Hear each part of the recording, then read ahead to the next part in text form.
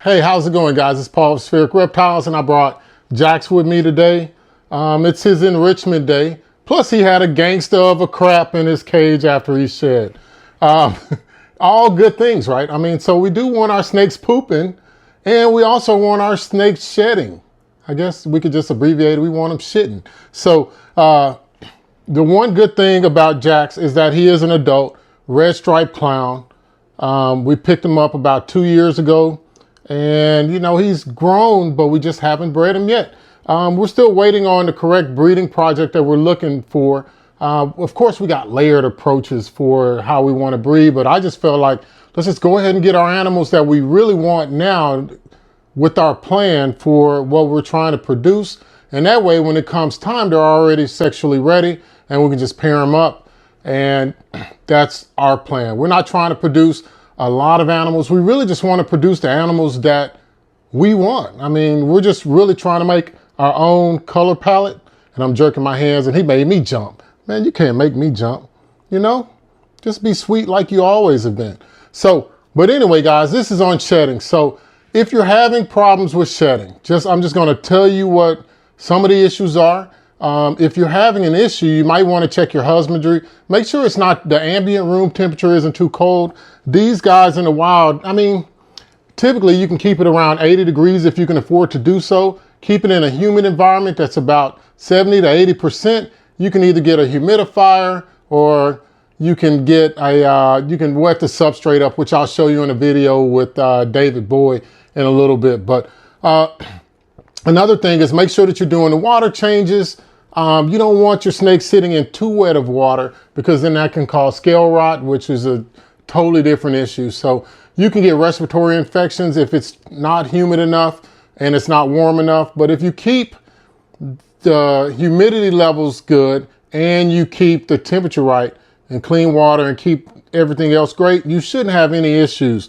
Now, that's not to say that it won't happen, because we did have Daisy, our fire clown. She had to be treated for a respiratory infection because she just chose to soak in her water dish, which is away from the heat source, for over a week. And I still don't know why she did it. I think that if you can take your animals out and give them exercise, eventually they get bored with just sitting in their hides. They get used to being out and kind of stretching their legs, even though I mentioned before in a previous video, they don't have any legs.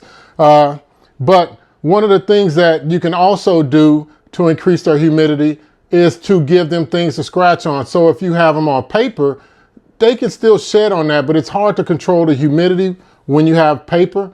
Just because you can't wet that substrate, it's gonna stay soggy. So I would recommend cypress mulch or Repti-Chip, Repti-Bark, some kind of cocoa husk. There's a lot of different kinds out there. I'm pretty sure that they all work well. I would just sanitize them, you know, take the block, throw it in the freezer, and then that way you kill a lot of the pesticides that are in there. Then that way when you soak it in water, it's good to go. But yeah, guys, hey, without anything else, just watch this video. All right, so let's see if David Bowie is shed. Take the lid off. That would help, right? I mean, y'all are probably like, man, get your shit together. So it looks like he has shed. And what you can see is that this is a complete shed. There's no fragmentation of the skin. It all came off in one piece. You can tell that this is probably the tail or the head end, and the other side would be the opposite. This is probably the head right here. They tend to rub that a little bit more. But this is a complete shed for this animal. Let me get him out. His name is David Bowie. Man, I'm trying to tell you, he's our inchy blade clown. We're going to have a project for him eventually, but you know, I'm going to do a subject on why we're not going to go into a mass breeding effort. We're going to just really hyper focus. But if I can get him to quit being head shy. So that's David Bowie right there. Smile for the camera, man. But you see, he's actually about 500 grams. So I would say that he's a young adult.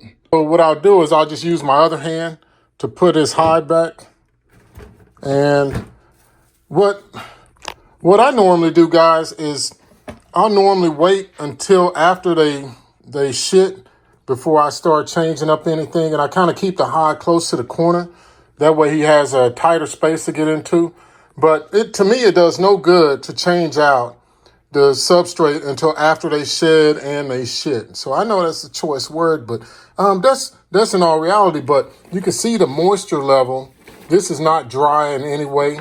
So what I do is whenever I'm changing out the water, I take the bowl and I just pour it down the side just a little bit to where it's in here. And then I mix it up real good. That way it keeps the humidity level high so that the shed, like said shed, is able to come off. So now that you've seen that video with David Boyd, you know, he's trying to get away and everything, but that's the way that I do it here, guys. And I mean, this channel is made for pet owners, people that are interested in owning reptiles, snakes, in particular ball pythons, just to narrow the focus down, because they are a little bit harder to feed, even though they're the most popular reptile pet that's out there right now currently, if we just go by sheer numbers that are posted on the internet, Morph Market or the other pages that are selling reptiles. But the one good thing about the ball python is the care. Since there's so many people taking care of them and breeding them and keeping them, then there's really